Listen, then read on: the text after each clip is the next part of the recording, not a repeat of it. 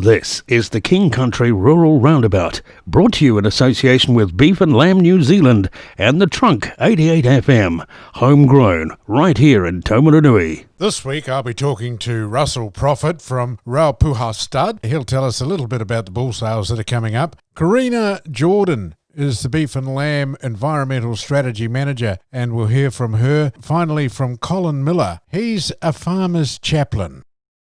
And it's my pleasure to say a very good hello to Russell Prophet from ROUNDABOUT Stud. Russell, you took over the property, I understand, from your parents, Jeff and Lynn, around about 2008, March, I think, was it? Yep, that was it, yeah. Now, I know we've got the up-and-coming bulls, the bull sales, I think, next week, if I'm right, isn't it? Last weekend in the month, or the last week in the month? Yeah. What sort of an impact has this COVID-19 business had on breeder sales plans? Yeah, well, quite a bit, really, because we didn't know where we were going to be. So we started advertising generally late March, early April, and trying to get the date. We had our date in mind, sort of set a year in advance, but we just weren't quite sure if we were allowed to have on-farm sales. So stock agents, stock firms come to us and with online versions, and that's amazingly changed in the last 6 weeks too. I'm not really having an on-farm hybrid option to having a hybrid options available now in the last 6 weeks, which is I think is probably a good thing for the industry. So how's that going to work, mate? So from what I can see, and I haven't really seen it, but you can bid from your office at home as well online as a sort of virtual sale yards, I guess. So you can still have the auctioneers on farm. He's doing the bidding, and you can be there bidding, or you can be at home watching it live stream. It'll slow it down a little bit, and I guess you've probably got to have internet at site, I guess, at the yards, which some rural properties would struggle with, unfortunately. Yeah, that's going to be the key, I guess, isn't it? Making sure that there's good internet so that the bidders have got access to what you're doing. Now, when you say online, do you control that, or does the stock agent control it, take the photos, parade the bulls and do everything like that, or do they do a little video? How does that work, mate? You work in with your stock agents and that you do it, and you do a bit of it together. So you get a video out sort of 3 weeks before, which we've always been doing in the past, I guess, is doing videos and photos of your bulls out in your catalogue. Yeah, people are looking at them more and more online. So if you went online now and followed your few Facebook pages and a few websites, you'd see snippets of lots of bulls that people think are the ones to get guys to their sales. So. What's the average number of bulls that you have for sale? Us, it's quite a small, sell about 10 or 12, but around the district there's a few in Taumarunui, and another couple in areas sort of sell 30 bulls, but for us we only sort of put 10 or so shorter ones up. And you've conditioned them up, I guess, for the last 12 months or so, and they sort of live in a separate paddock, or do they live amongst the herd?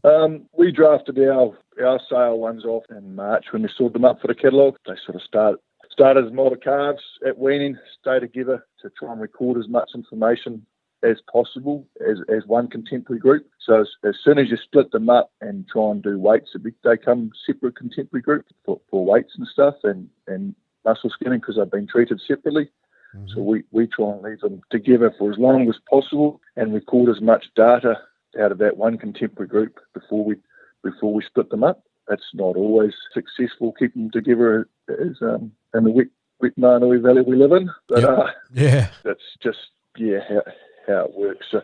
So we run 40 to 50 bulls to October. We EMA meat scan and fat depth measure them and take what we call a 400-day weight, right, and then really split them up then and work out which ones you may want to market as yearling bulls, and then we carry them through to then split them back up to put the ones we want to put in our I guess it's our autumn sale is 18 months, 2-year-old bulls. I was going to ask you what the age, the average age of the bulls were, but you've just sort of said 18 months to 2 years, and that's... Yeah. It was sort of September. Ours are September, October born, so I guess they're 18 months bulls. So they're still developing a lot, They're not fully grown or anything, so, and it hasn't been the easiest summer autumn to bring bulls through. It's been a pretty average in the King Country, to be fair. Now, with the stock feed, do you put those bulls in a separate paddock and sort of, obviously you need to fatten them up to a certain weight. Do they get any special treatments, basically what I'm trying to say?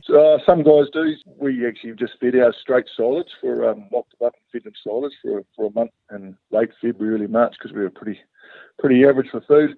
at the moment we're just giving them some silage and some grass and moving them regularly, and that's pretty common. Some guys will get a bit carried away and put crops in, but that's where we take it as we come, and that's the way we operate. Yeah. We don't try and get too fancy, but some guys it's a bit of a feeding competition, but it's just, for me personally, that's not the way I rock. And with the bulls, obviously you want to get the best dollar that you can for them. How has this lockdown business affected that? Is it going to have any bearing on it, do you think, or are they going to pretty well hold up on their own? I think the confidence in the commercial buyers' confidence is a little bit shot at the moment. Some guys couldn't sell their weaners.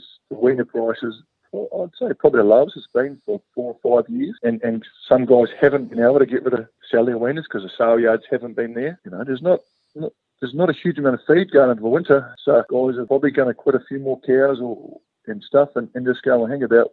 We haven't made as much money as we'd like to. We mightn't buy an extra bull this year. We might just hold on to the old boy because he hasn't been able to go to work. We just hold off. The good bulls will still sell well, and they'll go right. Well, I'm a bit nervous personally for our bulls, But yeah, it'll be what it'll be, eh? Well, that's the way it goes. Yeah. You got a favourite? No, we're actually selling a few heifers at our bull sale this year too. I've got a couple of cracking ones in there I quite like, and I think they'll go right because we're putting the pick of all our heifers up, and so it's giving the new breeders or any breeder an opportunity to buy the pick of a stud heifers. They're different.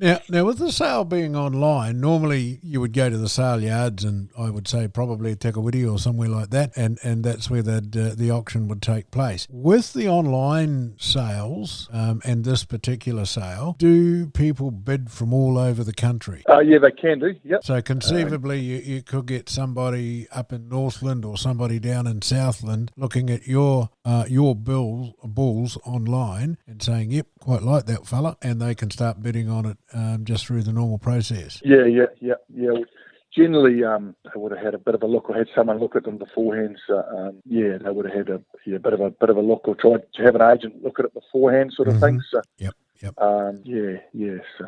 And do those agents come from outside of the area, or are they pretty much based here in the King Country? No, pretty well based in the King Country. Yeah, they've got a good Wrightson's guys and the New Zealand Livestock guys and Carfield's guys. They've all got sort of good communication now.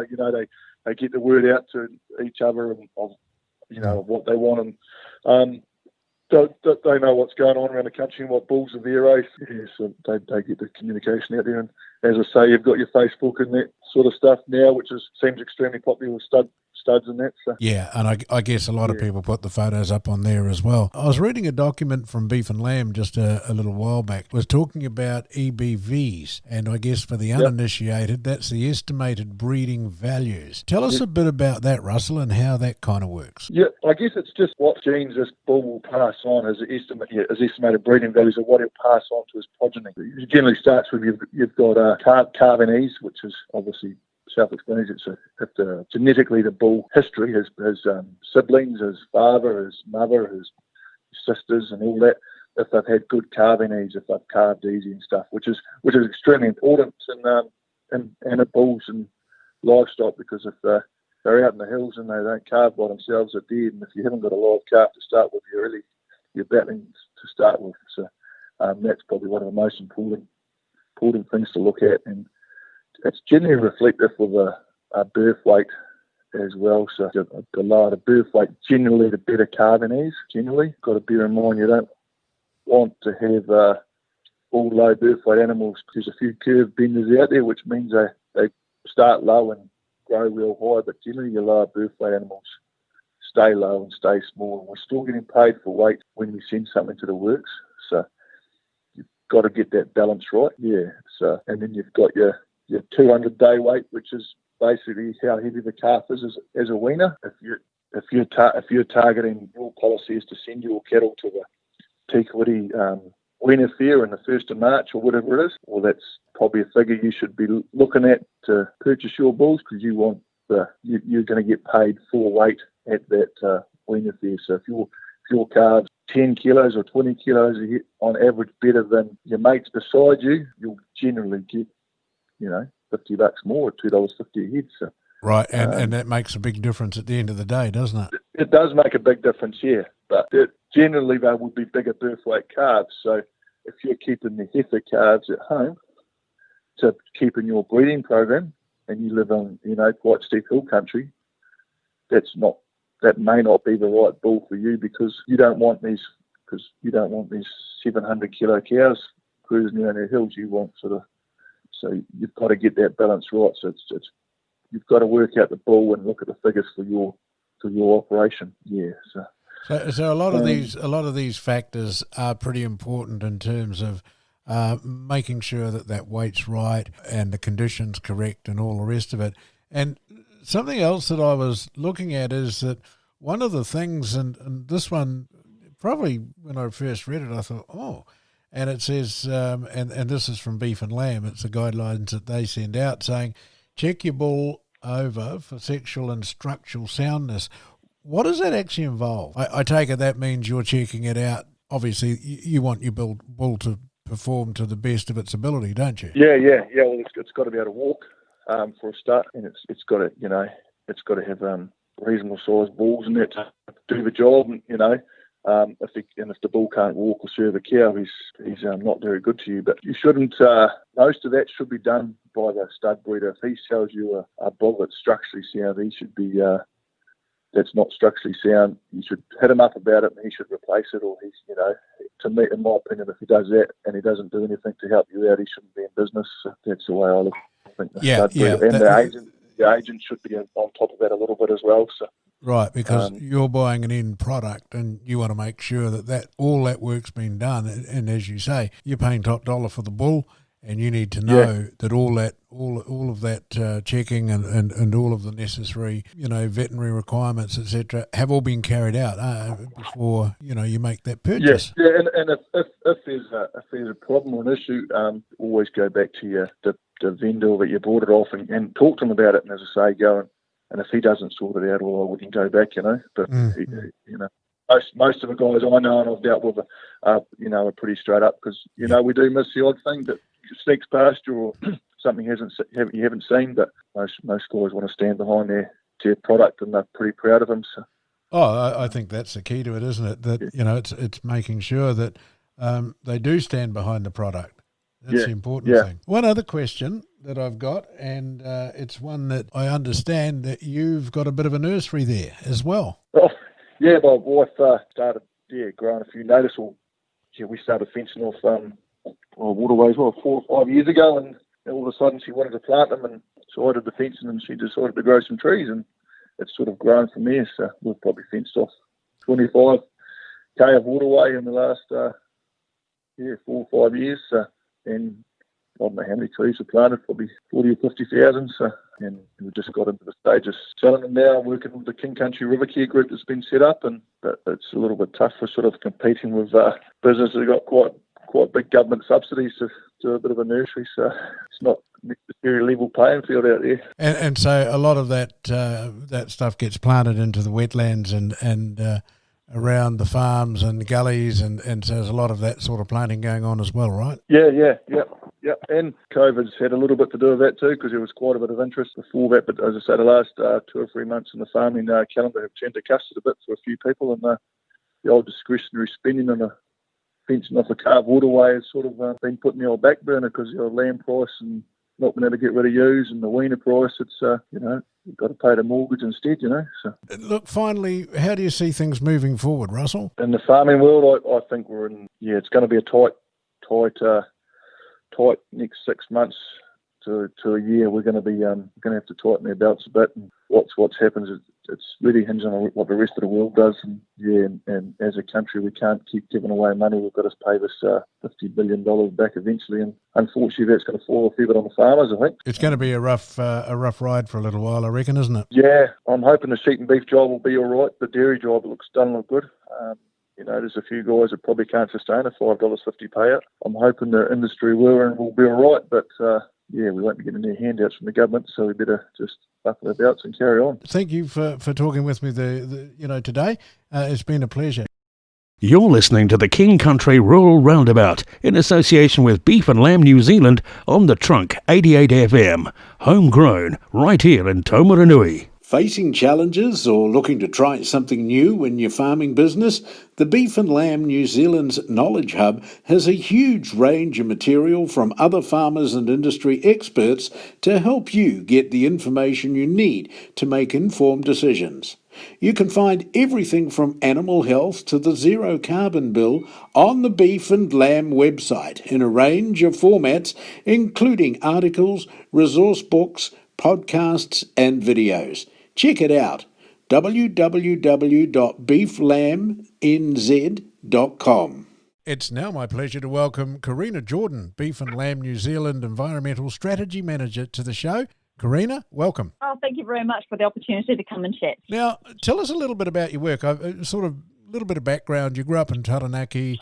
You went off to uni, did some amazing things there, and what you learned you've put into practice. What I want to focus on is your role in particular, because it involves enabling and empowering farmers to understand environmental concepts, doesn't it, to help them connect the work that they do as well in the communities and the farms. Yeah, that's it, exactly. So I'm privileged enough to work in a field that is extremely diverse, and it brings those skills around connecting with people and communication, and also thinking about policy and where that's going. And as part of that, it's rules as well, regional rules and national rules. But it's really about thinking about New Zealand's landscape and the future of our pastoral agricultural industries, and ensuring that they are match fit, I suppose, for what is coming at them now and what the future will bring as well. So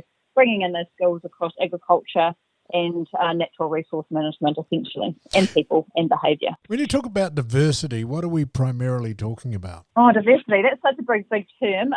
When we're thinking about it, it's sort of realising that our communities are variable, the way we work is variable, our landscapes are variable, and the issues that we've got to address are variable. And so with the agricultural industry, we know at the moment there's a lot coming at us. We've got changing consumer attitudes around food, in particular red meat, changes in markets. We've got things like pandemics, COVID being top of mind at the moment. We've got domestic concerns around the sustainability of agriculture and New Zealand's environment. And in that environment, the main things we're thinking about is climate change, biodiversity, and also fresh water and soils. So a lot going on. Okay, I want to go through those bit by bit. First off, the thing that stuck out there was red meat. What is sort of the move in that respect? I mean, there's a lot of conversations internationally about the sustainability of red meat and its health benefits to people, and so that's been top of mind.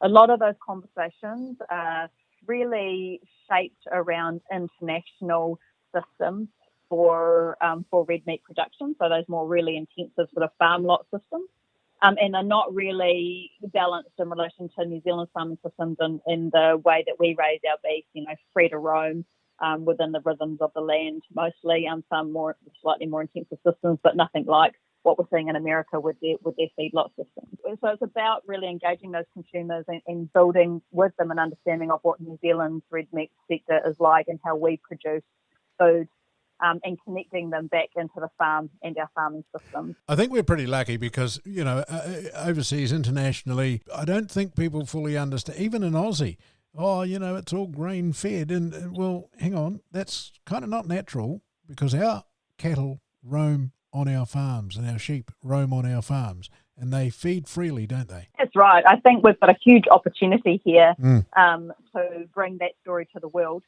and through that, create that brand recognition. Beef and Lamb's developed the origin brand Taste Pure Nature.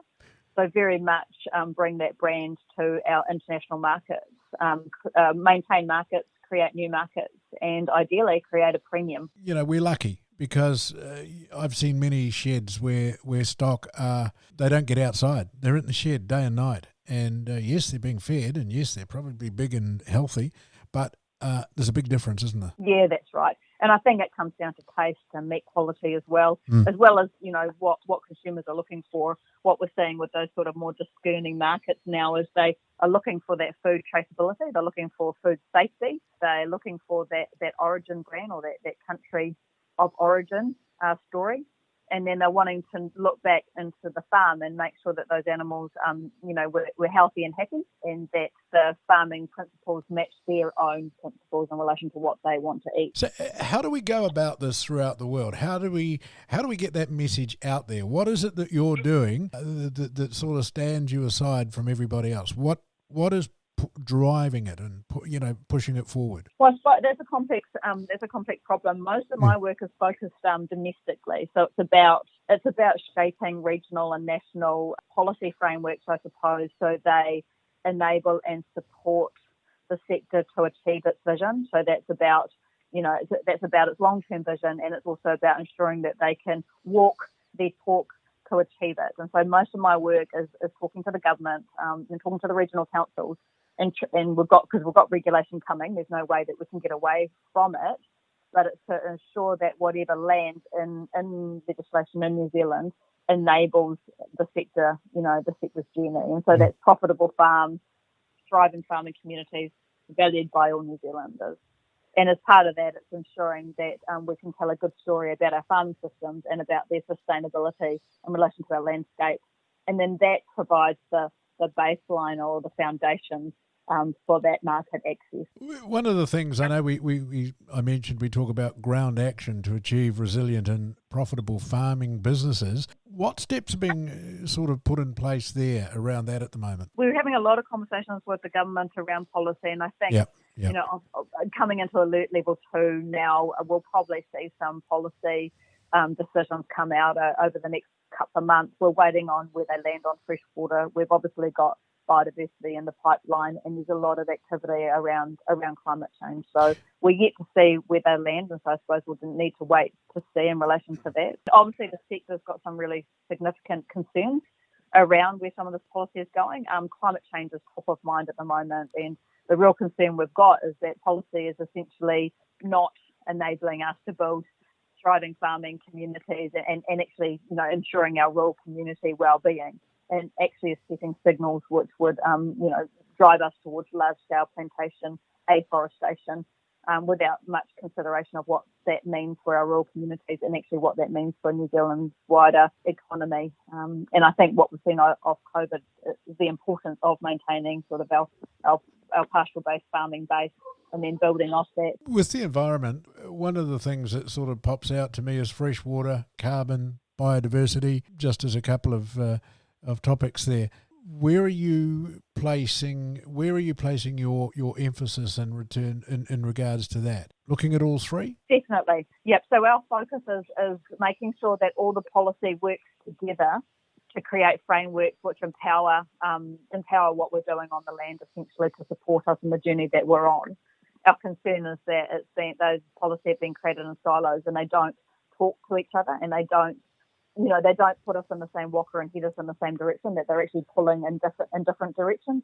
So our focus is to ensure that policy intervention on agriculture is as light as possible, and that it's only there when it's deemed to be necessary, and then when it is there, it works all together to ensure that we can build resilient landscapes, resilient farming systems, and provide for the well-being of rural communities and our wider communities. So we're pushing for frameworks that are really holistic and integrated.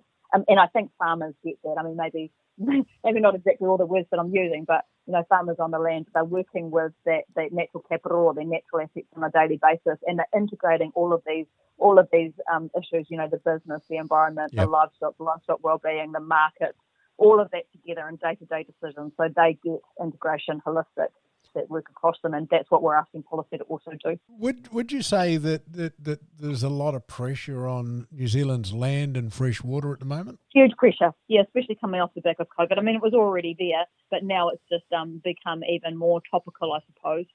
The pressure that we've got to utilise our natural resources sort of in a sustainable way and build that resilience.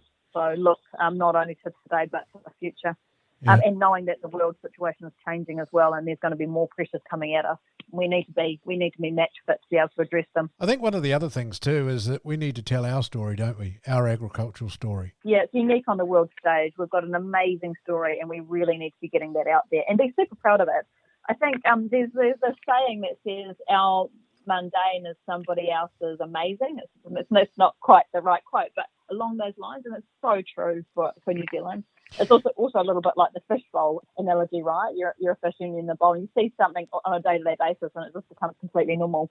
But if you haven't seen that thing, and all of a sudden you see it with new eyes, you realise how incredible it is. New Zealand agriculture is like that, and our landscape is so like that. When you come into New Zealand, and that's why it has that tourism draw. Come into New Zealand, our landscape is magnificent. We're a unique place in the world. I was doing a bit of research, and one little phrase I came across was humane, ethical, and environmentally sustainable farming practices. Where does that take us? That underpins, I think, what we're doing now, and also our journey. Yep. I know that there's a lot of work through creating new farmer assurance schemes, which very much are based on those principles. It's about animal welfare. It's about, the well-being of our farmers and their communities as well. And then it's also about business and business resilience. And as part of it, it's about understanding and managing well our natural capitals, that's soil and water, biodiversity. So integrating all of them into what we do, how we talk about it, and the assurances we provide both domestically and internationally. One of the things that I think's come to the fore over these, talking to various people, a number of people have talked about empowerment and getting farmers to understand environmental concerns, which I don't think it's a new thing, but I think it's something that's becoming more and more prevalent today, isn't it? I hope so, yes.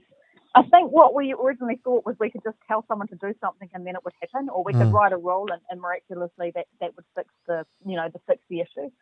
But I think what industry is aware of, what farmers know of, is it's not the piece of paper or the rule that creates the change. It's that person on that landscape, understanding what they're doing, valuing something, and the day-to-day decisions that they make. So, for example, it's when we think about farm planning, for example, it's not the farm plan itself, that piece of paper that we pop in our top drawer that's going to make the difference to what we do and how we do it. It's actually building the understanding about, our farming business and our animals, and linking them to the land, and knowing how to get the best out of our farming businesses while maintaining those or building those capital stocks, so building our soil resource. Protecting our fresh water or valuing our biodiversity. It's our knowledge that makes the difference, and that's what we implement, not the rule or the piece of paper. To get that, I think people have to be on board. Yeah. So that's where I think that empowerment comes from. It's teaching people to think for themselves, helping them to identify those values for themselves, and then enabling them to be on the journey where they want to do stuff. Are not forced to do stuff. And the other thing too, I think domestically, the New Zealand public are demanding more and more assurances, I guess, from farmers around the environmental footprint. It seems to be something that we're hearing more and more of as these days go on. Well, yeah, I think there's a growing realisation by our farmers that no longer is it their business and their business alone. That actually the wider community is starting to engage in their businesses. Wanting to see what they're doing. There needs to be that greater transparency. Trying to keep them at bay doesn't necessarily alleviate the problem. Actually, sometimes it can make it worse. So we actually all have to work, everyone's sort of got a stake in New Zealand agriculture, and we all have to work together to find that pathway forward. Yeah, I think we're in a different world, aren't we, in that sense, because, Kiwis are more demanding now, and there's a lot more information out there. It's been disseminated, which perhaps in the past it wasn't so. As you've said, farmers did their thing and they followed their parents and their parents and so forth, and, the farms worked and it's kind of been okay. But that's not the way today, is it? No, I think it's changed quite rapidly, right? And so I think this can be a little bit hard to bring ourselves up to speed with the current conversation. But, the public pressure on farming is very real. I mean, it's what the public concern around agriculture is what is causing sort of these regulatory changes. You get a change in what a country thinks about something, and then that's ultimately reflected in their politicians, and then ultimately reflected in law if deemed necessary. And essentially that's what's happened here. So if we can understand why we've got more regulation coming at us, then we can start to do something about it. And so that's about recreating that confidence across our farmers and with our communities and with our wider communities, that what we're doing is the right thing. We understand it. We engage our wider communities in it. And agriculture is something ultimately that all of New Zealand should be very, very proud about and be endorsing and supporting and actually championing, not just our farmers, not just our industry good bodies, but all of New Zealand. I think you're right. I think that people talk about forestry and about tourism. Yes, it's all great, but you can't eat trees, can you? No, that's right. I mean, there's always, you've got to think about things holistically. And Yeah. my personal opinion is that monocultures anywhere are never a good thing. That to build resilience, you want a bit of diversity. And so that might be some plantation forestry, that'll be some indigenous vegetation, that'll be some pasture, and it'll be different farming systems, dairy, sheep and beef, horticulture, arable, a whole lot of stuff. And that diversity really provides that resilience. So putting all your eggs in one basket in the landscape or an economic sense does not seem smart. Not anymore. I think that's right. And we have, as you said before, a unique story to tell. And we're telling it to the world, and we have to keep on doing this for survival, don't we? Yeah, we've got to be very aware that the world sees us and our public sees us. We're not farming behind closed doors anymore. I think that's the difference. We are being transparent. How do you sort of go about imparting the knowledge to farmers and to communities? Do you do it through the sort of the field days? Do you do it by sending out emails? How do you go about it? How do you get that message out there? It's a family business. You could say I'm really lucky that I work with some amazing people. Yep. As part of my team, I've got essentially seven people, and got 2 environment capability managers, one in the North Island and one in the South Island. Got 2 policy managers on board at the moment, and we're going to be bringing a couple more on soon just to fulfil existing positions. So we'll work as a team to ensure that we are working across all stakeholders and all levels, of our society essentially. So with the government, with the regional council, with farmers, with other stakeholders, NGOs and wider community, to build a common vision and to try and create this common view of how we can get there together. With farmers, obviously Beef and Lamb's quite a large organisation. We work really strongly with our regional teams, and they have amazing relationships with our farmers on the ground.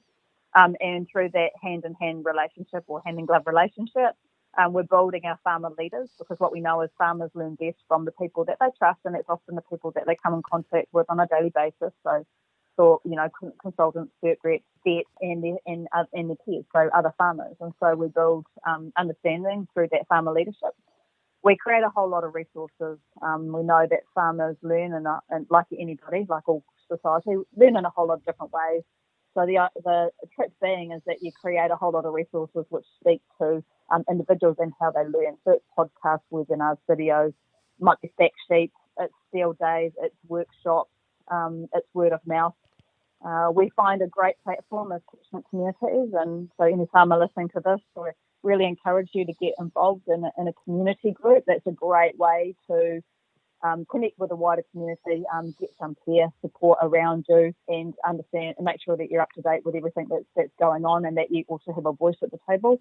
And individual farm planning is another great way. So it's not one thing, and it's not fast. What we need to understand is this is a generational or an intergenerational journey, that it's about our people and it's about their knowledge and their values.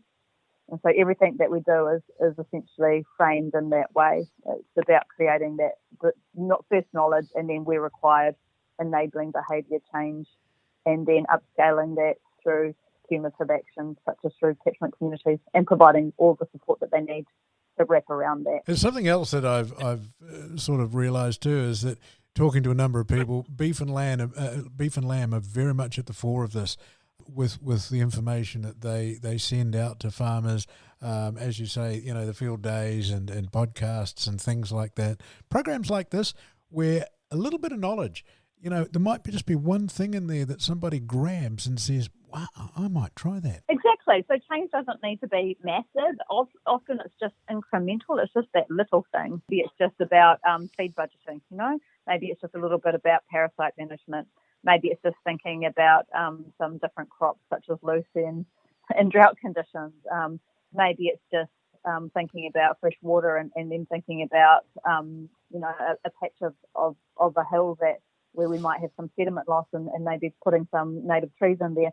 It can be little things that at the end of the day end up being big things. It doesn't have to be everything overnight.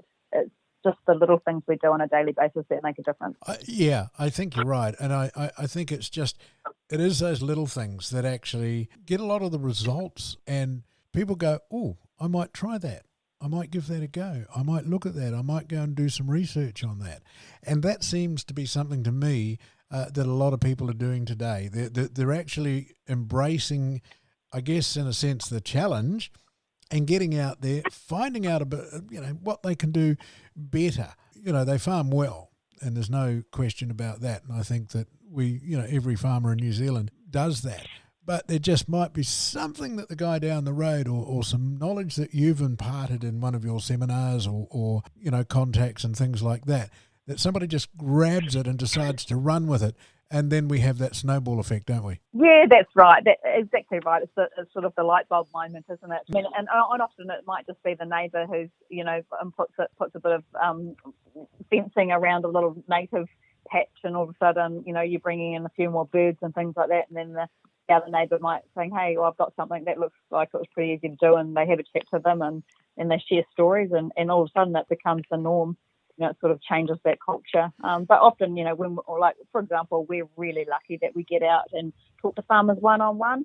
And one of the, the really sort of inspirational stuff that I suppose in my day-to-day business is when you see the light bulb go on, when you say something and it resonates with somebody, and all of a sudden they're engaged really passionately in this conversation about something that, obviously I'm passionate about. Yeah, it's quite an amazing area to be working in, and farmers are amazing people to be working with. They are, absolutely. And as I said to somebody a week or so ago, we are the backbone of this country. Farmers are the backbone of this country. Exactly, yes, and more so now than ever, I think. And we've got a place in its future. We should be really, really proud about that. Not take it for granted, That's again. I was talking to Dan Steele from Blue Duck Lodge, and I mean some of the work that they're doing, some of the environmental work, the conservation work that they're doing there around the native forest that's there, and the rivers and the Fihel duck and so forth. It's people like that have got out, love the outdoors, but they're doing these little things that are just creating that much, just that little bit extra. And all of a sudden people think, gee, I could be doing that. Yeah, I mean, they've got an amazing story. I caught up with Dan, and one of the things that he said to me that really resonated was, and we've sort of been having this conversation for a little while, is we used to think about ineffective and effective areas of our farm, the pasture that we could grow, but then the stuff, like that scrubby bit of land that was always just a bit of a pain that we sort of wanted to turn back into pasture. I mean, Dan's story is that his whole farm is effective. It's providing services. All of it is providing services, and he's running a business out of all of it, not just one part of it.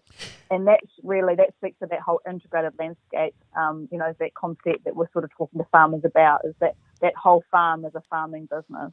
It's an integrated landscape, and all of it provides benefits or services, not just parts of it. And we really need to, I think, to unlock the potential, we really need to first understand that, to embrace it, and then really optimise it. Finally, where do you see us going forward? Oh, together. I think we're in a very exciting space, New Zealand and agriculture. With tension comes and challenges comes massive opportunities. What we know from the psyche of our farmers is that they're innovative, they can adapt, and they're hugely resilient. And when there's a challenge put to them, they'll find a way to get ahead of it, and that's what we're seeing farmers do at the moment. So I often remind myself and our team and farmers to take a breath, though, just one foot in front of the other, because otherwise it can be a bit overwhelming, and that's disempowering. So we just need to be careful, and we need to bite off as much as we can chew at one time, but we're heading in the right direction. And so I think we need to focus on building that farmer leadership, showing people what we can do on the ground, knowing what our story is, that's, resilient farming, profitable landscapes and businesses, and then being able to tell that story both domestically and internationally.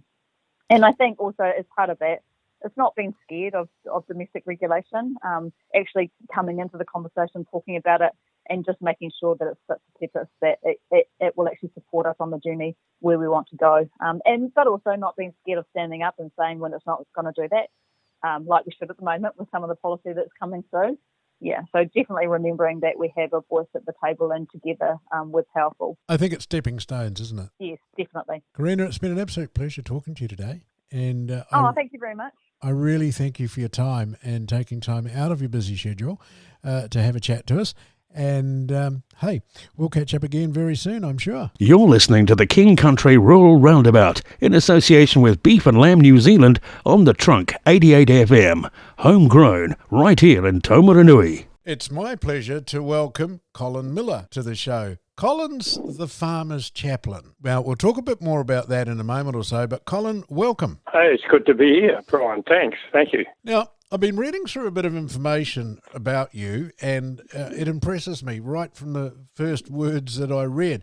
Growing up in the Rodney area, my early childhood desires were always for farming. When did this kind of start, Colin? Well, in my childhood, I guess as far back as I can remember, I was born to a farming couple on a small dairy farm, and we were surrounded by, I think, 5 sheep and cattle farms. So it was all the activity involved with that was that's what I grew up with, and I just always had an interest in that area, right from my earliest memory. Right. I mean, you're being fairly modest about it because you married, and then the family dairy farm was sold, and then you moved to a farm worker's position, something like 2,000 acres. And 30 months later, you moved again. And tell me about life on that farm. I believe it was pretty interesting. Yeah, well, the family farm in the Rodney area sold, and we moved out from Kaikoui, and some folk had a 2,000-acre property there, which I was working on as a general hand and a shepherd. Yeah, we used horses for all the stock work then, which suited me. And then a manager's position came up in the same area, a few K away from where I was working, and so I applied for that manager's position and got it. And that fella had 800 acres that I was managing, but he also had a 5,000-acre block a few K down the road that I did a lot of stock work on with the shepherd there, yeah. Yeah, so as you say in your introduction, you were living the dream, and you had horses and dogs, sheep and cattle, a hard bum from all day in the saddle, but you just loved it.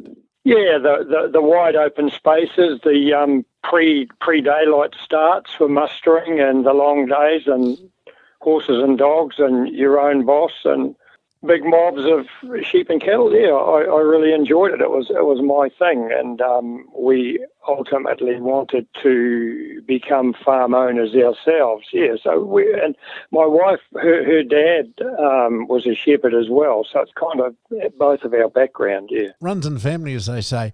Now, it was around about that time, wasn't it, that you got involved in the rodeos, and I believe you're pretty good at it. Oh, well, yeah, I started in the Wellsford area before we moved north, and it's just a sport I enjoyed. Another young fella there that I knew that I was sharing with, he was doing a little bit, and so he got me interested, and we used to do the Christmas rodeos all around the North Island at the time. But yeah, it's very much an amateur sport back then, and a little bit different to what it is today, I guess. But I really enjoyed it. There were two divisions, first and second division, and sort of based on points, and I managed to get into the first division. Yeah, so that was cool. Within that circuit, there's a lot of characters, and I'm sure that you've come across a number of them over the years.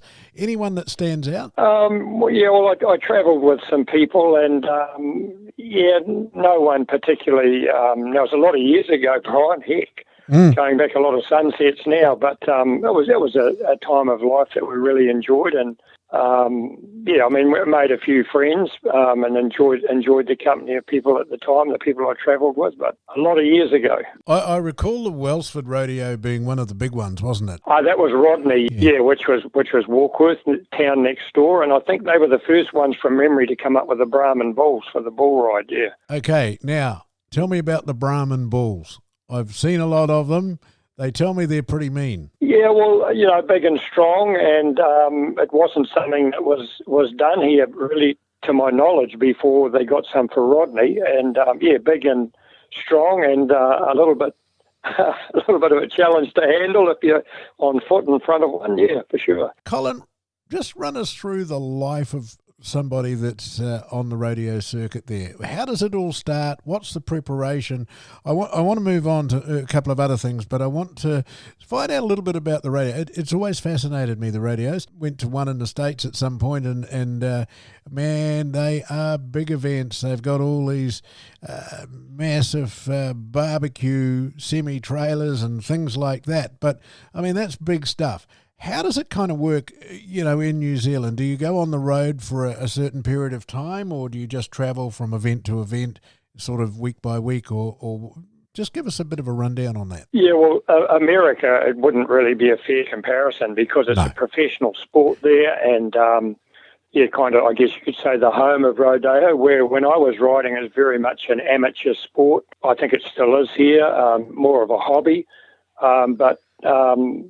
some guys would just turn up and ride, but when it comes to calf roping and stuff, the bulldogging, you need to be doing a bit of practice. So, I had a friend of mine with a good little roping horse, and we used to practice a bit, but it was just travelling from event to event, really, the good run of Christmas rodeos you could do, and then you just travel to the other ones that just for the weekend type thing. So quite different, yeah. And you'd be lucky if you won enough money to fill your tank with gas. I mean, it was very, very, very different to what it is today. Yeah, it was very much sort of hand to mouth, wasn't it, back in those days? And a lot of it was, of course, over the summer doing the shows and the circuits and things like that. Kākahi, did you ever get to Kākahi? Kākahi. I got to Kākahi. No, I'm not sure that I did, actually. Where's that? That's just south of Ofongo, just down the sort of, probably, half an hour, 3/4 of an hour or so from here.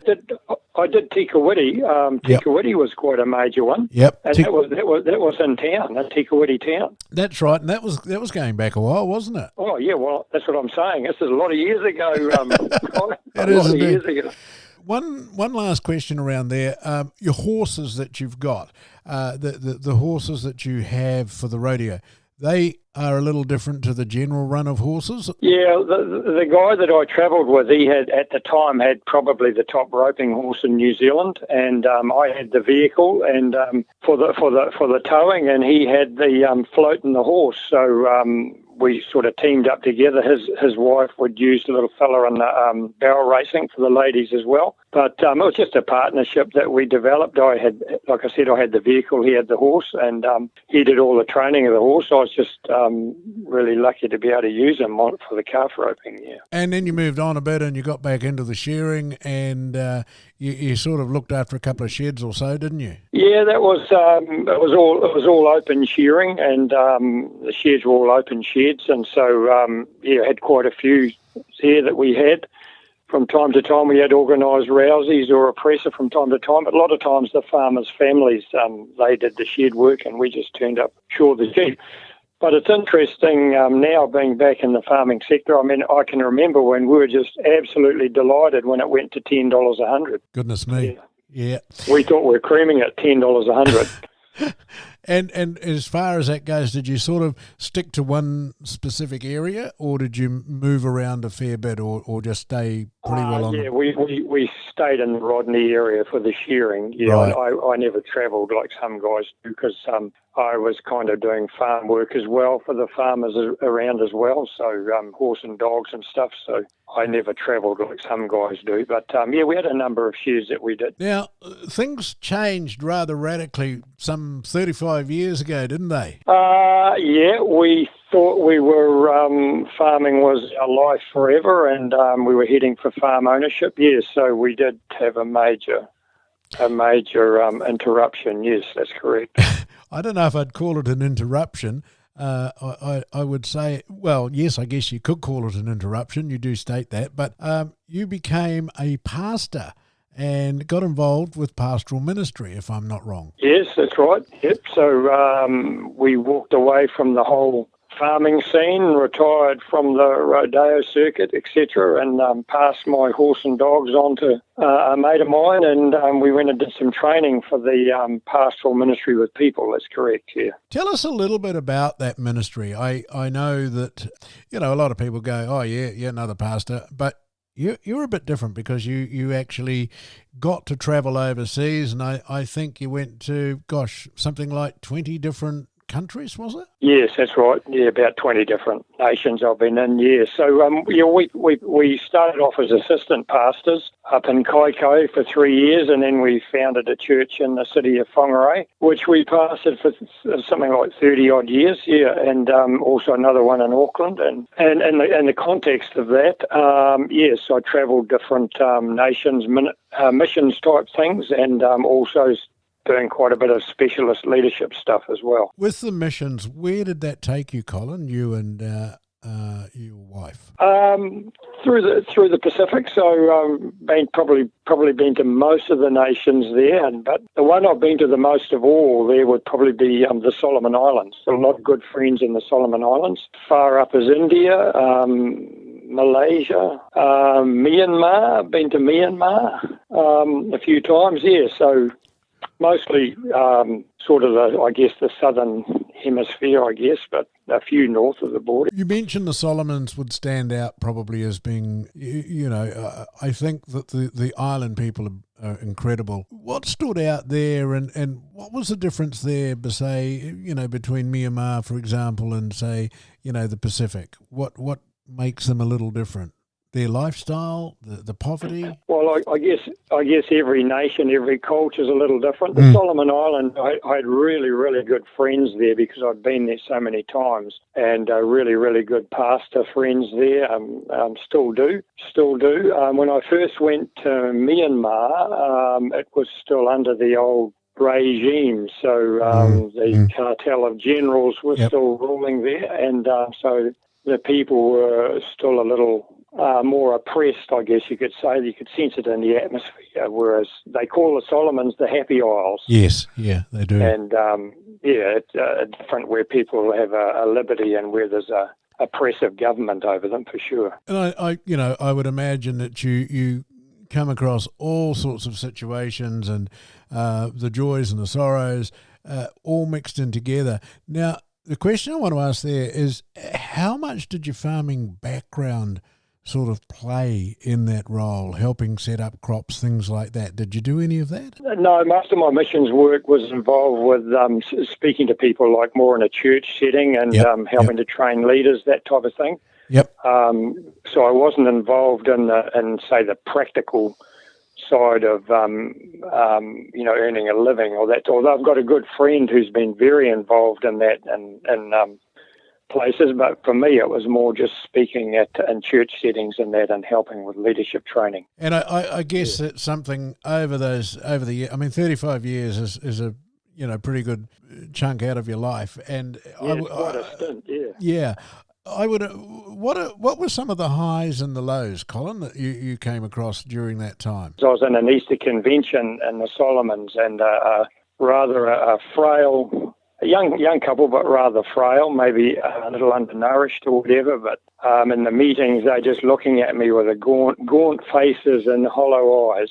Mm-hmm. And they just really grabbed my attention when I was speaking. So I went and spoke to them afterwards, and I said to them, what's up with you guys? What's happening? And they just buried a little baby a couple of days before they came by boat to the Easter convention. Mm. And she'd miscarried a couple of times, and they had no children. Like I said, they just buried the latest one, and that tore me up on the inside.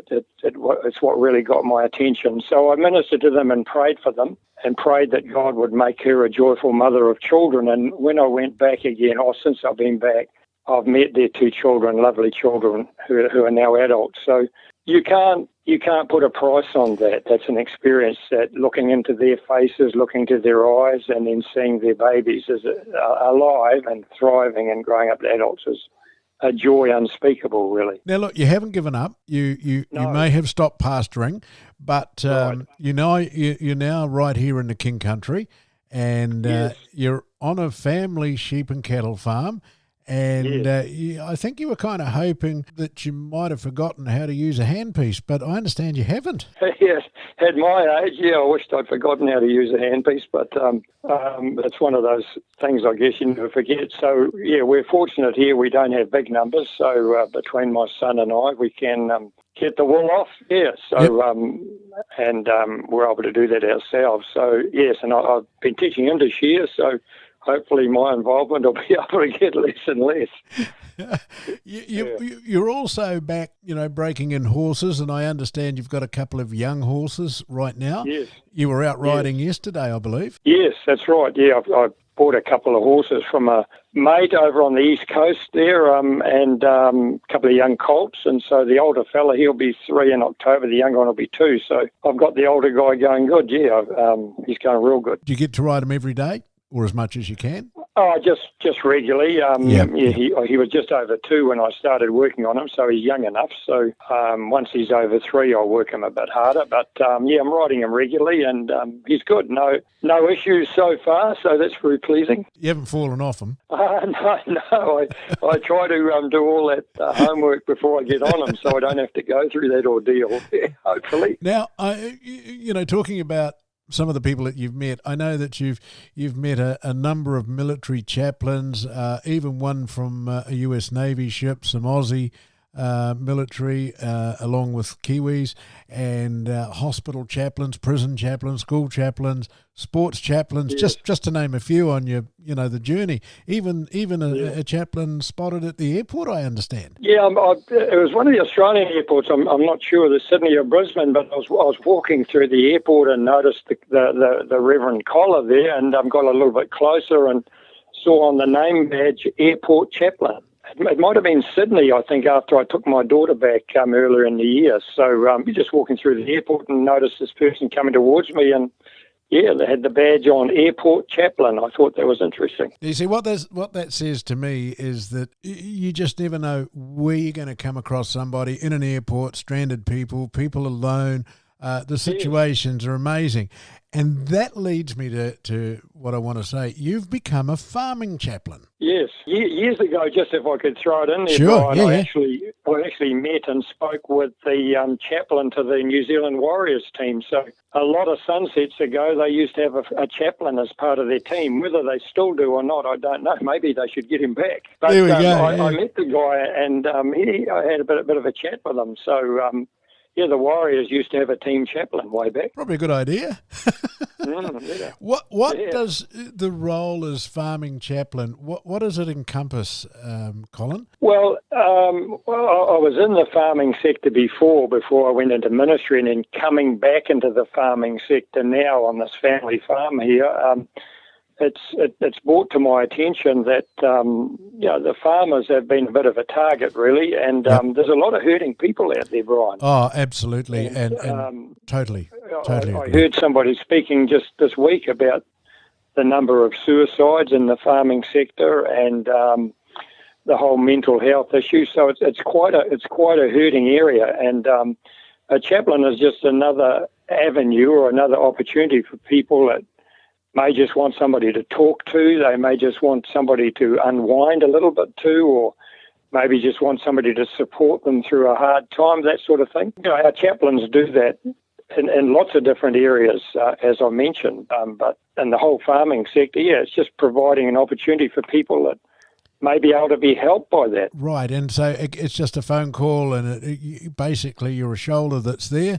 And, if somebody is experiencing some sort of difficulty, whatever it might be, they can give you a call. And absolutely. Yeah. If we're able to help or whatever, we're very happy to. So I write in the Rural News. Rural News is a national paper which is published every 2 weeks. And so the edition that comes out at the beginning of each month, I'm in that one, and they have my email there in that edition which comes out. So beginning of June, not this Monday, but the following Monday, I'll be back in. Yeah, so the Rural News have my article in.